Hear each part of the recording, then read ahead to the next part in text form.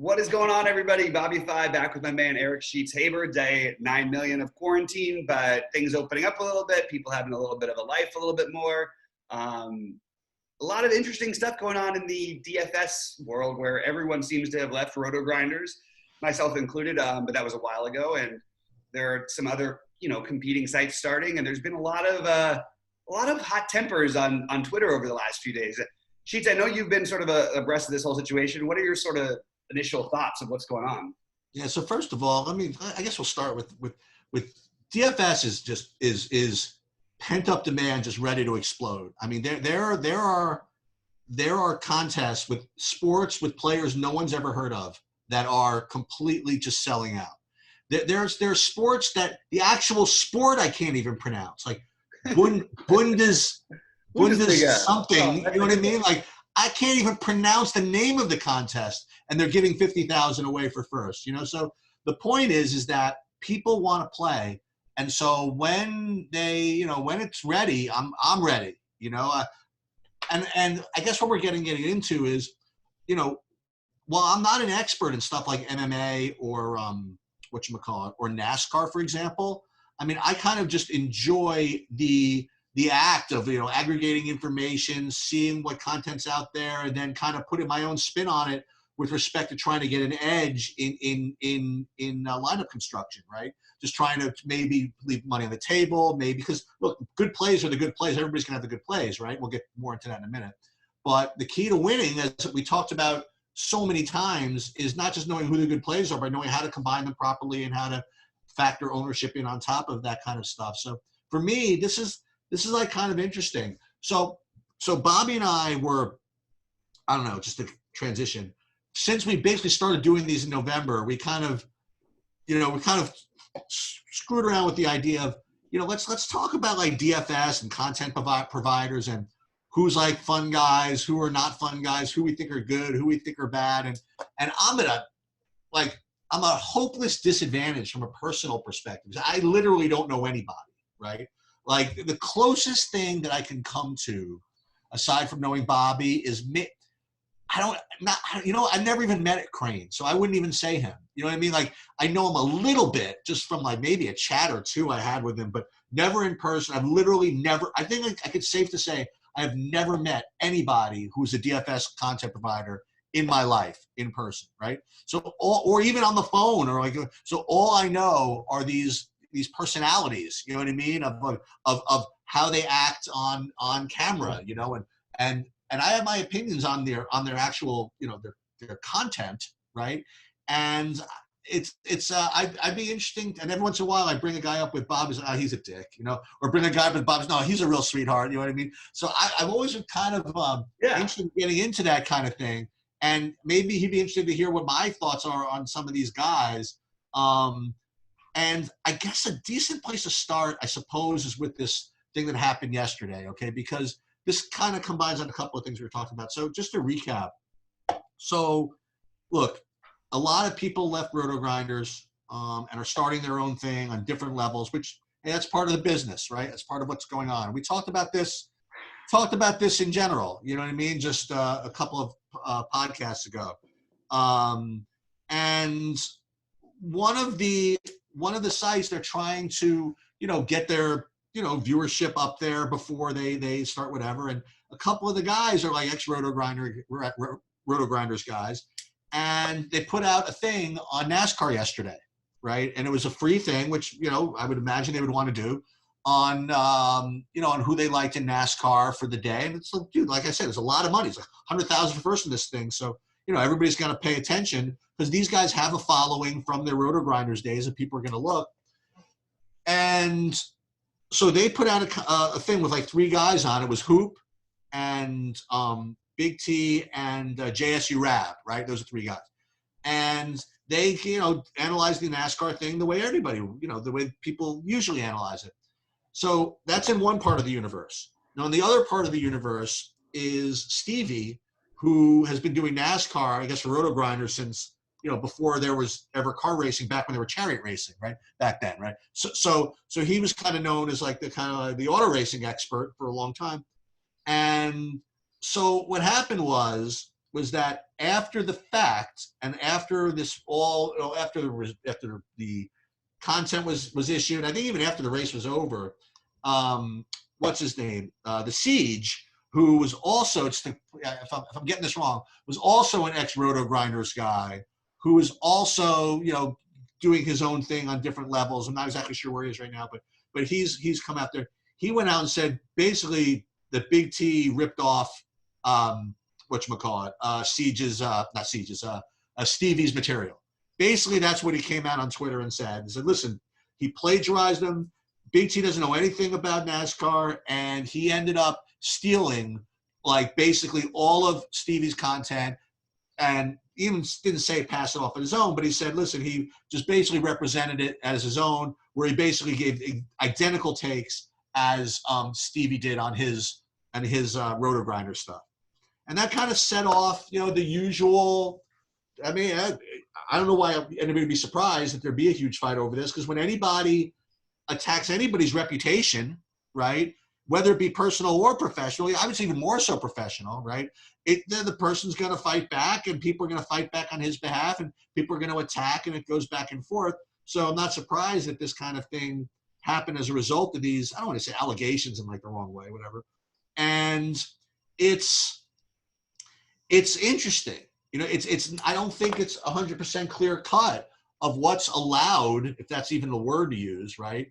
And what's appropriate, or what's, as we talked about kind of pre-show, is just happens to be just accepted within the industry, about like Eric, this is what happens, right? So is what you said, sort of. So we'll get back to that. So first of all, Bobby, were you following any of this or not really? Yes, I actually somehow ended up on it a little bit, and I was done playing poker. But I think the only thing I tweeted back was I feel like a dirty person for having read this thread. Interesting.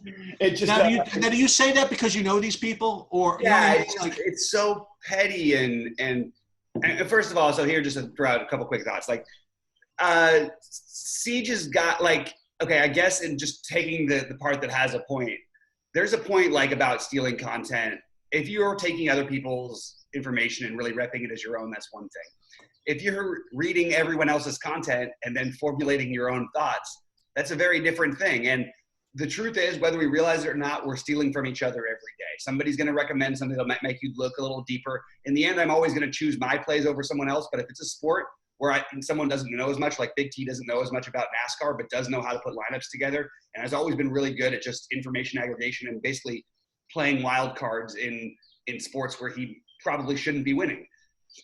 From what I know, and you watched the whole thing, I didn't, I didn't get the impression that he was trying to take credit for all this. In fact, I've heard Big T talk a million times about how he's just going to make a bunch of money listening to Stevie do NASCAR. He's always been very acknowledging of Stevie. They get along well. I know Siege and Stevie are really good friends, so maybe Stevie is a little bit more upset than things are being let out, but Stevie in general has always been such an easygoing, nice guy, never worried about this kind of stuff. I really like him as a person, and I can't see him having too big of an issue with Tony here. But if Siege is this upset about it, and I know they're really close, maybe there is something a little bit more to it where maybe Stevie feels a little bit wronged. I don't know. I'm just speculating. I haven't got that impression yet. I'm only speculating. But if he did, and if Big T was trying to take his thoughts as his own, that would be wrong. That's not the impression of what I thought Big T was doing. More importantly, this whole sort of back and forth little ganging up thing, though, that happens makes me almost want to take Siege's side in this thing, because the way that other people who by the way, I'm sorry, I don't give a fuck what he thinks of me or what anything. I just think he's kind of like a shitty, self-entitled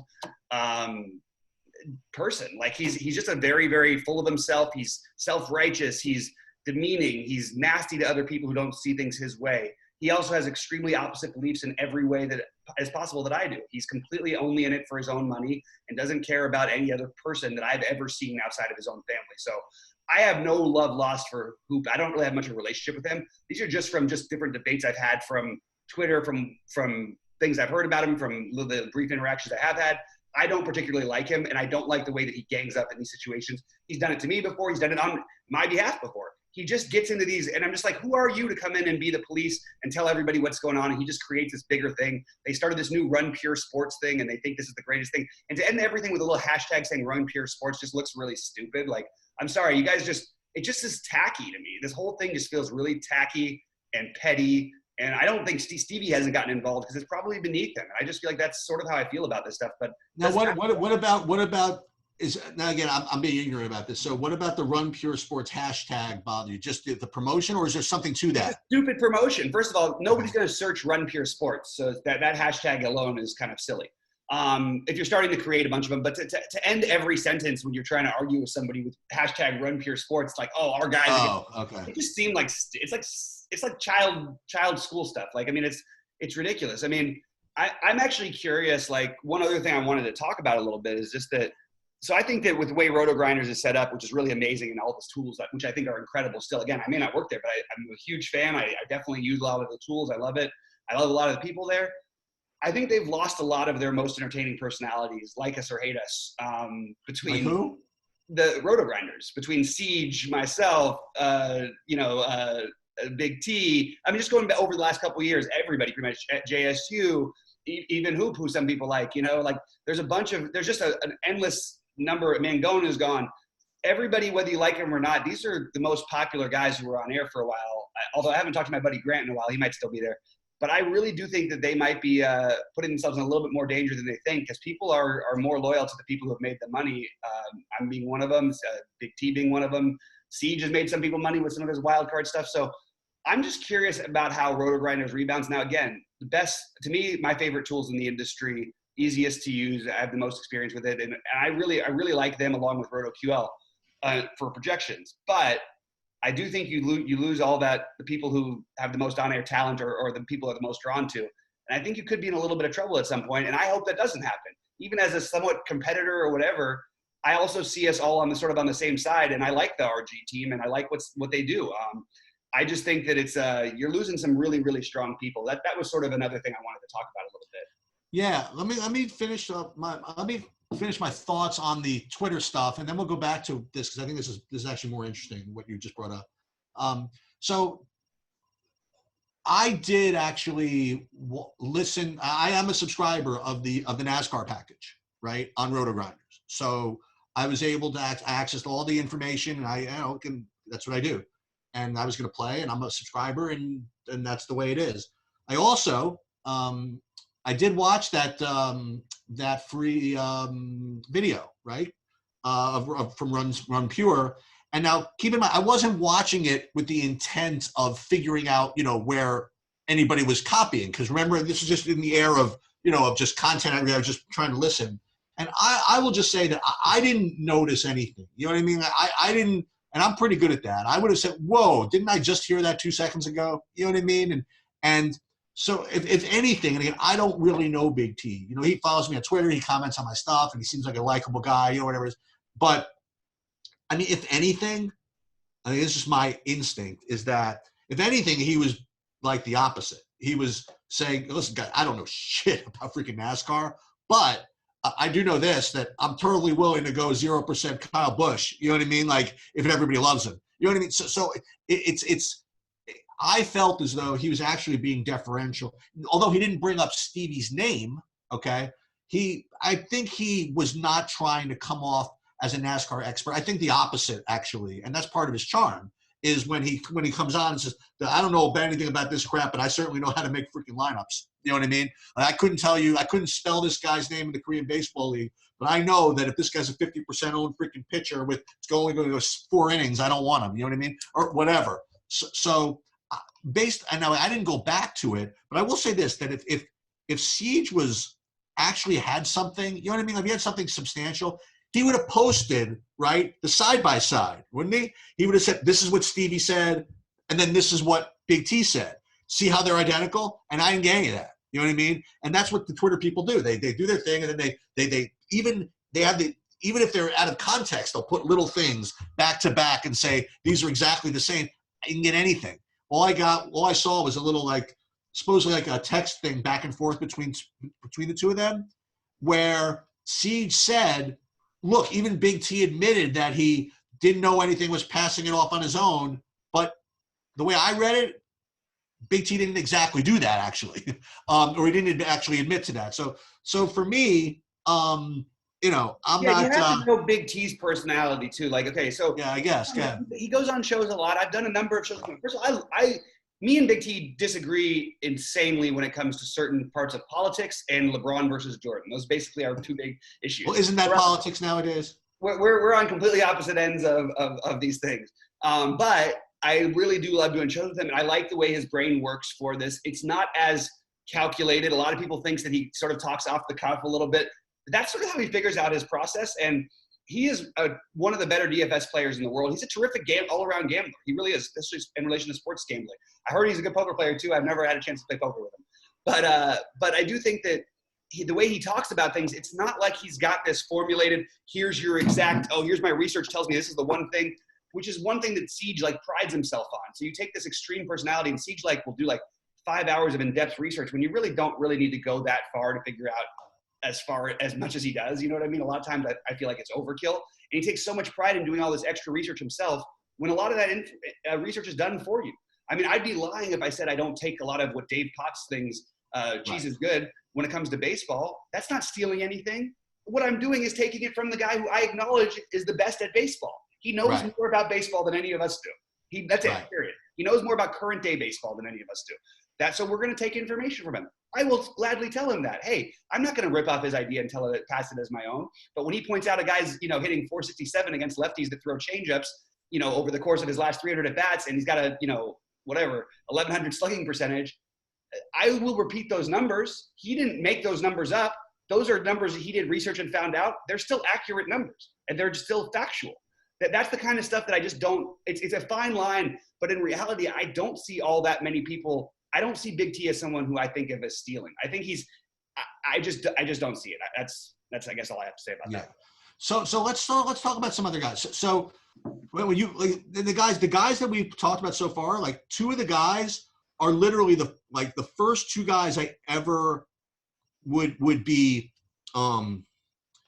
let's say must see TV, whatever. The guys I would always want to hear from was the morning grind, right? So like Stevie and Siege, like those two guys I kind of really enjoyed listening to, and that was what and I always felt that they worked well together, and the different personalities and things like that, and I thought they were great. And we're all talking about Roto-Grinders guys, and the other one I always kind of liked was actually, if I'm going to be honest, was that I forgot what it was called, the Absolutely Epic podcast that you did with Grant, actually. Grant and JM, in the football, and the reason why I always like that, and this is why I'm trying to pattern, if I could, like our communications after theirs, sort of. What they did a lot of like BS, you know what I mean? Like like those questions before you got into the content and stuff like that. But I always liked that you particularly were not just like kind of a company man. You know what I mean? Like one of the things I always had a issue with a lot of the podcasts, with all the sites actually, was that it seemed as though they all talked beforehand and then they all agreed on who they were going to talk about, and nobody disagreed with one another. Everybody was kind of on the same page, and they were just, or worse, they'd be like diplomatic about it. Like if one guy thought that the other guy's pick were shit, he would say, I don't know, that may not be where I want to go, but I can see that, where you would get on there and say, dude, that's terrible. You know what I mean? Like, and I think that's what, honestly, as a listener, I kind of wanted to hear. You know what I mean? Was that type of back and forth, and it doesn't have to be forced. You don't have to disagree for the sake of disagreeing, but I always felt that the honesty in something like that was really admirable. So I did like JM to win when he was on there. I thought he was though, when it came to GPPs, I always felt as though he tried too hard to be different in his approach. In other words, I agree 100%.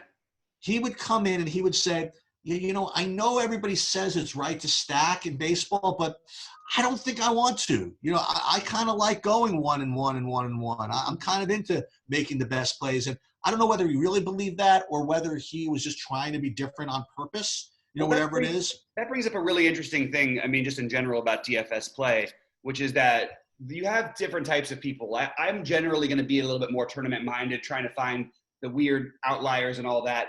JM is so ingrained in cash games, and it's all he's really done for. I mean, it's the majority of what he's done over the past, whatever, 10 years, however long it's been. That and going back to before that, when he was trying to really cover stuff and really trying to get the optimal plays. For him, it's hard for his brain to differentiate, not to differentiate, to go, okay, well, why would I take a less optimal play? Like, he just cannot get his head wrapped around why he would take someone who he doesn't think is as good a play as someone else.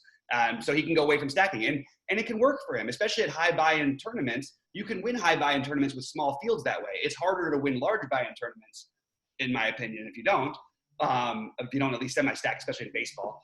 But it's a different type of approach. There's people who are very, very cash game oriented, and that's naturally how they go. It's funny because Grant plays almost exclusively cash games as another example, and he does very, very well. But he plays with a tournament mindset. So he adjusted his tournament mindset to fit into a cash game mold.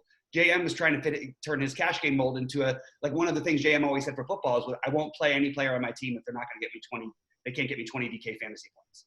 And I'm going, well, you're going to see a winner every week pretty much where a guy gets 10 to 15. Like, you're going to have a guy on your team with 10 to 15. Almost every week it happens, even in big tournaments. What do you think of the Swolcast guys? I think that Tuttle is one of the smartest guys for football. There's two people I listen to above everyone else. Evan Silva and Tuttle are the two for football that I don't know if Tuttle would be the one I listen to the most. I mean, Warren Sharp, a lot of people point out other things that I pay attention to, but Tuttle for DFS purposes and Evan Silva, I really feel like something about whatever they talk about combined with how I think. And look, Matic is good too. I don't particularly like, this is going to hurt me again. I'm not trying to get a job at Roto Grinders right now. I don't know Soccer Dave very well as a person. I haven't had good interactions with him particularly, but I haven't had bad ones. It's just he seems to have more negative animosity towards me for some reason. I don't really know why. The only time we've ever really hung out, it was a long party night, and I thought we were going to be buddies. But anyway, I like them in terms of what content they do. I listen to it every week during the football season, so I do think they do a good job. I think he hosts well. But in terms of knowledge, I like Tuttle and Silva's perspective at times.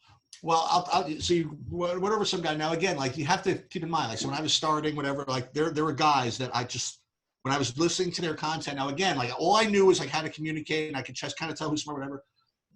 One of the guys you mentioned, who I literally would just wait for his, and when he's never going to watch this, honestly, but if he does, and he follows me on Twitter too, and if he knew how much I was totally into his picks and his takes, he would be so happy. You hear that? Is I was all about Davis Matic. Okay. Yeah. First of all, I love the rap that they always have where they all pick on him. Okay. I think it's a lot of fun. Okay. And I always felt about him is that he was that guy that just came off as whatever, but may have been the smartest person in the universe, in another universe. You know what I mean? Right. I wasn't exactly sure, but I always, whenever he got off of his whatevers and got into his actual focused takes and stuff like that, I thought he was great. And I would actually be looking to him. And to transition, he went over to Daily Roto, right? And see, now I can just tell we talked about stuff. You don't know those guys, I guess, the way you know kind of the other guys. No. But those guys are freaking sharp as mothers. What's his name? Drew Dinkmeyer. I think. Oh, I know people who worked there and everything like that. Right. A lot of guys. Drew is great. The other guy, Leone, who may have left there, right? Yeah. So Leone left there, and the guys in there, and Sanders. I don't know if he left there or not or whatever. But those guys were kind of the anti-roto grinders, right? So those guys, they would never crack a joke, in any of their podcasts, right? They would go right into it, and they were just, on the one hand, very projections based, like they actually, in baseball, they said, well, this is our top projection in the shortstop position. I'm like, who cares? You know what I mean? Yeah. But they're very projection based, and then yet they would still, give some tournament, and that would be a place I would go to, and that was a very. And I thought they always did a really good job. And the other thing is that Drew always put his money where his mouth is, and he always max entered freaking everything. And essentially, if you did it right, I mean, he used his picks. You know what I mean? He used his models, and he did whatever, which is pretty admirable in the first place. So those are the two main ones. And then I want to throw it out there to this one dude, okay? Because this is a guy who. I don't know if I ever want to be in this guy's head, okay? But dude, I love Osimo. Okay, I think he's Yeah. great. Oh Okay, yeah. I Absolutely. think he's great. I think now again the way they all came together, like I didn't even know. I just knew him as a player, but I actually was watching when I would watch free videos. I would actually watch Josh Engelman, his free videos like every day. Yeah. Like he would. I don't know where he comes up with the energy. He would spend like an hour and like 45 minutes going over like a 5-game NBA slate, right? And for free. And just with these just complicated spreadsheets and this, that, and the other thing, he would rank them A, B, C. I'm like, dude, you've got to be like it's the most inefficient use of freaking your time of all. And but even he would say, listen, dude, I don't even know if I can win anymore. I'm just giving you this is like my stuff, whatever. I only play the $1, and I couldn't even win at these big stakes anymore anyway. The big is so strong. So that's how I started with him. And then when he went to Osimo, I went and looked. And so, I those guys, and we'll talk about those guys in a second, like Scher and the other guy. I happen to think the content is pretty good because they do go in depth a lot. And so I do listen to them. But this Osimo guy, right? So he comes off like, he's always stoned, whatever. That's just the way his voice is. But, the guy's a freaking wizard, man. I mean, and you can tell like in 5 seconds, if you're paying attention, that the guy is actually a stone wizard. To the point where at first I was like, he's getting out all his stuff. He's never playing his picks anyway. You know what I mean? Like he's just doing whatever. But I remember something you had told me. I don't know if we talked about, was it basketball or baseball or football? And you said, yeah, I was once speaking to him, and he really thinks there's a big difference between just taking an 8% guy and really going down and get that 2% guy or something like that. And I thought, think about that. But I will tell you this, that guy, I mean, I follow him on Twitter now. Mhm. That guy's funny. I mean, He's I funny. mean, he's probably, I don't want to put it this way, he could be better at Twitter than at DFS. I mean, he's awesome. I mean, he's a guy he's a guy I happen to like. And these other two guys, these Laughlin and Scher, I mean, unfortunately they're the type that are gonna like agree with one another, which is like a little annoying. But I mean, they give me stuff to kind of think about, you know what I mean? So kind of look like kind of, I don't know. I don't know them personally. I don't want to say they look a little douchey. How should I say that? You know what I mean? Yeah, They seem a little arrogant, I suppose. I could say it. I don't have a good relationship with Scherer at all. I just think he's not a very decent person. Look, a lot of these guys, the reason I don't like them, him, Tommy G being the two big ones, was strictly because they started out of the blue just nonstop trolling me for I couldn't even figure out what the reason was. And I'm like, okay, fine, whatever. Every now and then, if you cross a certain line, that's when I snap a little bit. And I don't have always the best self-control. So anybody who follows Tommy G can certainly understand how the guy writes 5 things that are offensive to every race, sex, everything, every day. Like he's just a kind of a jingle bully of an asshole kind of a person. Like the exact worst example of what someone thinks of as like a tough New Yorker. Like exactly like that's what he's coming across as like trying to be. It's pathetic to me. Anyway, I really don't like Tommy G. Having said that, he does have good content sometimes. I think Scherer is also intelligent, and these guys are Scherer especially and the Osimo guys. They're a little more how do I put it this way? I guess that we would call them stat whores. not like okay. but they are. They live by their stats. They're playing the mass and multi-entry thing, which isn't going to work for everybody. And talking like that is not necessarily beneficial to a lot of the customers out there. So I do think that they have a good stuff going. I'm not trying to talk shit about them, but I think they're much more in relation to projections, whereas someone like Big T is going to care very little, if at all, about projections. Right. And myself for tournaments, you're going to care much less, especially for baseball. You're not going to care about hitters' projections in baseball. It's really, really, really, really almost meaningless on a daily basis. So let me again. Now, if anybody's made it this far, right, then I do want to talk about one guy who, and I haven't spoken to Cal about this, and I haven't spoken to the other guys at Roto Grinders. It's like none of my business, none of their business. But part of the reason, and I thought about this in my head, that I don't want to say didn't mind, but they're kind of living with some of these personalities disappearing, is they're putting a lot of emphasis and a lot of stock, and I want to talk about this guy for a little bit, in Jordan, in Blender HD, okay? So Jordan Cooper, aka Blender HD, he was a former, just like me, like a subscriber, you know what I mean? He made a lot of money, or whatever it is, and he started doing content within the past year for Roto Grinders, and he is like what You know what I mean? Like what they're looking for in as much as he just oozes personality, right? Number two, he doesn't take shit from anything and anybody in a way, you know what I mean? And he's extremely tournament oriented, right? And so like you can tell from a business perspective where at first he would just put out something, you know, he'd be on Discord, right? And then before they started like having like a regular contributor like once a day on something or other. And you know, and some of his like videos are now being put out. There's like the you know the main videos of what's going on. And I think that they're putting a lot of their chips, you know what I mean? They're putting a lot of stock into what he's going to be bringing because like for now he's been able to show like a lot of endurance with respect to how many hours he can put in. I kind of think about this. Like I would see him in Discord, you know, for 2 hours a day. You know what I mean? Then he would do like 2 hours a day of videos. And then this is the other thing. God forbid he wants to play, right? He's also playing. Be honest, when I was looking, I was surprised. I thought that he played more. You know, he don't really. I would sometimes search for him in like the mass multi-entry things. He wouldn't even play all that much, I don't think, because look, it's hard to do everything, I suppose. But I just hope that he can keep it up because it's funny. I even talked to him in Discord a couple of times. He would look when you do Discord especially for roto grinders, especially that like 5 p.m. to 6:30 p.m. hour before like crunch time.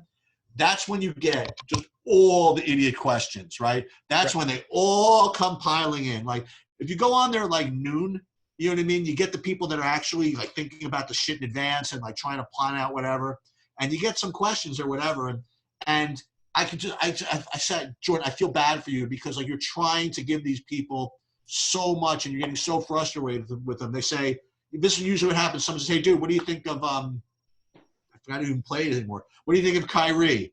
I'm like, I don't think anything of Kyrie. So, well, what do you think of him in this tournament? Well, who else are you playing? You know what I mean? Like, what else is going on? I don't like players. I just like them where. And play, like he always says, play whoever you want. As long as you're going to play them in the right spots with other guys, you know, and then he gets so frustrated, like arguing with people, like, and I'm like, I hope for his sake he can kind of hang in there because he does have a lot of energy and he does bring a certain amount of, I mean, I don't know, I guess some people might not like him because of his big Brooklyn, you know, accent or whatever it is, even though he doesn't live there anymore. But I think he's a guy that Roto Grind is kind of like hoping will carry enough of the torch for all those other guys, which is. Yeah, and like we didn't work together there at the same time, and I actually I don't know him as personally, but I do think he does a good job. He's entertaining to listen to. You know, maybe a little bit again more of a projection guy than I am, but it's profitable. He's successful. He's more of a grind it out. Maybe not going to win the giant tournament every week, but he'll grind it out and have some deep runs, and he'll win occasionally. And I have a lot of respect for him, and I agree that I think that is a route that they're looking at leaning on. I thought they were always going to be looking at leaning. Wow, DraftKings just soaring through the roof today. I thought they were going to be looking at leaning a little bit more on Mangone and some of the other guys, and I still think you're losing big things with big personalities. Like Big T is that guy is he's to me one of the most entertaining guys in the industry. So what can I say? Like if Big T's on a show, not only that, you fade a little bit. Not only that, but I feel as though that showdown slate thing between him and Head Chopper, right? That was just like so perfect, right? To have those two different personalities just kind of going after, you know, and I really think that DraftKings should have given them a freaking commission for the increasing showdown play that directly resulted from their discussions. The showdown thing, everybody's like, oh, who wants to play? That's when you have no chance to win that. Right. And they kind of like made it fun to kind of play that, you know. So is he still their Head Chopper too, or no? Head Chopper still at RG. Okay.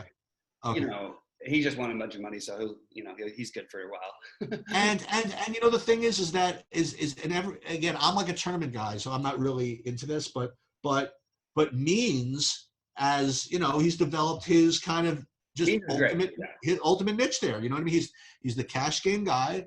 He's going to give you he's going to give you the best plays. He is. I mean, he's going to give you the best plays, and he'll stay right there with you. It locked literally every night. You know what I mean?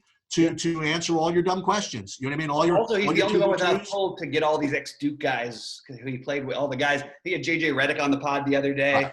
Right. And that's a little bit. That's a pretty cool little niche there. He used to live with some of these guys. Like, it's pretty cool. What do you think of Oh, okay. So I would have to. So Roth is weather. Okay, I love Roth as a person, so I can't take anything bad from him. Everybody's impression of Roth, if it's negative, is just wrong. Like, I don't know how to say it. He's just a pure good guy. Like, people will think he's sort of like nerdy. He's not at all. He's like he's basically ripped. Like, is that right? Yeah, and he can ball a little bit too. He can actually play, which is kind of surprising because he doesn't talk like he knows sports at all, but he can play basketball a little bit. And I just think he's a really good dude who does as good a job in the industry for what they're asked to do as anyone. And he has almost never done me wrong, so I have nothing but, mostly nice things to say about him. I also think he does a good job going back and forth with the guys in sort of a hokey but fun and playful way. And he's a good dude. You know who I like, by the way? We talked about him before, like, earlier in something else, but dude, I like Crane, man. I think that he's great for the game. He's always been great for every game because you know what? He's not. How do I put this way? Look. I love Derek Carty too, right? But they're just like opposites, right? Derek Carty is like a Mr. Math guy who just can, like, whatever. He's like the Matrix. He, like, sees everything in terms of whatever. And Eric Crane, man, he's been freaking just playing 300% of his net worth in poker and whatever since I've known him. You know what I mean? So he's like, I don't want to say this the wrong way, but he's like a DGen. You know what I mean? He's like a lovable DGen who makes money sometimes, loses money sometimes, wins $1 million every once in a while, right? Yeah. And whatever. And as far as content providing, I think he's like perfect for like GPP type players who could give a crap about projections, who want to just try to win, to run unique lineups, and he's just a pleasure to listen to. You know what I mean? Like, I look forward to him whenever he's doing anything, like basketball or football or whatever. And again, the other guy that we had mentioned, who is we didn't talk about the other guy, but the Brett, whatever his name was. But I think of Brett in terms of JSU, because they were always in that same. Yeah. JSU's a great guy and great at DFS. Also, I really like. He is great, right? I really like Crane. Like, I think Crane does as good a job, like, hosting his shows as anybody. And by the way, I wouldn't take necessarily his sports advice, but I think Dean does a fantastic job on the shows. Everybody likes to poke fun at him. I think he's, like, legitimately, like, better. I don't think people understand how good he is at what he does, and he's, like, actually trained to be doing what we all do, and we're trying to do. But he's not giving away all of his opinions necessarily. But in terms of running the shows, I think he does a really nice job. Okay. But I do think Crane both as a good player and a good guy. Like, he's definitely one of the guys I like a lot. Chief Will Priester, Chief Justice, I really like him as well. Is he good? Is he good? Does he know anything? Oh yeah. He's a little basketball player himself, so he's big on the in-depth stuff. He focuses on something I do a lot in tournaments, where I'm often playing a lot of the same guys, a lot of the same teams, because you really do figure out which teams you know better. Now, that team might be Washington because they're defensively so bad. You kind of have to play guys from the teams in those games, but for different reasons. So there's certain teams that I feel like he has a better understanding on. He'll still throw things by me. I'll run things by him every now and then. But yeah, he's a very good DFS player. I think it's really hard to be a good tournament player and consistently win. And these guys have all done that for the most part. I mean, we've all gone through our ups and downs. Tell me about that. Tell me about that Jack guy. Jack winning 247. Yeah, he's got a normal life that he wants. He just bought his house and just finished building it. But he's a really, really good NBA mind. Like, he was an NBA DFS guy. And me and him and Siege used to have little screaming matches on their shows together. Not really. It was mostly me and Siege screaming. Jack sort of politely smiling and agreeing with one of us. But he's really good at DFS. He's got a lot of, he's had some live final wins and stuff. He just doesn't play as much anymore, but he's a good dude. We'll have him on from time to time. He's done some shows with us before. Let's go over one other site, I guess, and then we'll come back to one other guy who's kind of like an independent.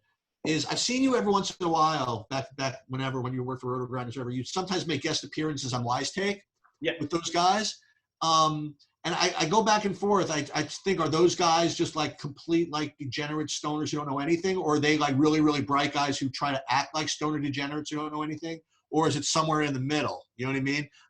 They have a certain rap that they have. You know what I mean? When what's his name comes on with the wife beater shirt on, you know, and the other one whatever, and they're all smoking all the cigarettes the whole time. Yeah. Like, do you know those guys or no? Yeah, a little bit. I mean, not like really. I like all those guys very much. Actually, they have a niche, and it's not that they are being themselves, but they're like definitely playing it up. You know what I mean? They know what their role is in this arena.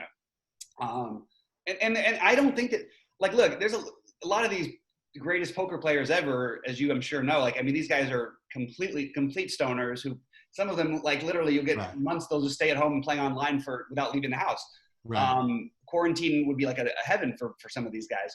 But yeah, I mean, it doesn't mean that they're not intelligent or well informed. It just means their way of conveying messages, while it might seem like it's a little bit goofy or not as intelligent, it's just as intelligent as somebody else, just a different way of conveying the message. That's my take. And the other guy, again, who I've brought up to you from time to time, who I think you might know him just from Twitter fights or whatever it is, but again, going back to when Siege once left, the first time he left Roto Grinders, I guess, he started his own thing, which I think I might have been the first subscriber to before. I think that closed pretty quickly. Was it Arbor Pro, I think. Arbor Pro, yeah. But he would do basketball and baseball, but mostly basketball. So with probably My Last Login, and I think he's awesome. Like, I honestly don't know if he knows anything about DFS, but his delivery and his humor and his, you know, he would spend like 45 minutes on why the guy's arm angle makes him, you know what I mean, like whatever it is in baseball, and he would have like sound effects in the back, just really just dry humor, and I think he's great. He's like a lawyer, right? So I don't know if he does it like full time or anything like that, but he's just a guy that I would love to. I actually miss listening to him. I don't know how much information I actually got out of him, but I certainly miss listening. He's definitely entertaining. I mostly know him just from Twitter, but right. Yeah, he's definitely a funny guy. So again, part of what we're going to try to do, you know, when we really just continue to fire off content, is, you know, we can only be ourselves, right? So we're hopefully, and again, I'm like Big T. I mean, I want to steal content. No, I shouldn't say. No, what I mean is I'd like to take the best of all these content providers as far as their communication and their delivery, and figure out what people would want to, what type of approach people like, you know? So that's why I think that, you know, when we do things together and the back and forth, I think that's going to be probably very helpful to them. Because sometimes, honestly, when I say something a certain way, like one type of person would say, what the hell is he talking about? And when you would say it, they would, no, what Eric means is this. Like, oh, okay. And likewise, when you sometimes go through, you know, whatever, I'm like, well, basically simplify what that means is this, you know what I mean? So, and then sometimes we go, you know, get after each other a little bit. I think it helps. And, you know, I'm being totally honest. I'm going to be watching a lot of the content providers we talked about, and that's going to either consciously or subconsciously play into my analysis of these games. You know what I mean? So hopefully they go through filters, and then when it comes out of you and I, you know what I mean? It comes out in a unique way that people can understand, that actually helps them win that, you know, that day and in the future. And boy, I hope that they play soon. You hope what'd you say? I hope they play soon. Yeah, me too, man. I really think that mid-July starting to make a little more sense for the NBA, what they're looking at. I'm still having a hard time with the baseball thing, to be honest, because I think there's a lot of questions still to be answered, and I don't trust the commissioner. So it's a little bit tricky. But I do think that we should have basketball soon enough. I'm hoping. Hopefully, not gonna. All right. Well, so listen. So, dude, you got to get your you got to get back on the upswing in the poker. Yeah, I know it's been a little bit of a rough couple weeks. Need to get back going in poker. Really thought I was gonna get it back last night with a good run, but didn't quite get there. But yeah, we'll be back. And you know, I'm still flirting with the idea of playing some of these things. I just need to feel like I know enough to really. It's not about the money. It's just like about wanting. I don't want to talk about something that I'm not actually, even though I know how to build lineups and everything, I'm just not I need to know more than I do right now. Sounds good to me. Talk about esports, but Anyway, man, great doing the show with you. Hopefully this was fun for some of you guys out there. If there's some DFS guys who you love or you hate, feel free to hit us up on Twitter, write it in the YouTube page. And yeah, we'll have our site coming, it's getting worked on every day, and we should have it ready for you guys by the time sports come back. So looking forward to that. Sheets, anything else before we get out of here? Nope, sounds good. All right, guys, we'll take it easy. For Sheets, I'm Bobby saying stay safe out there. All right, see you later, Bobby.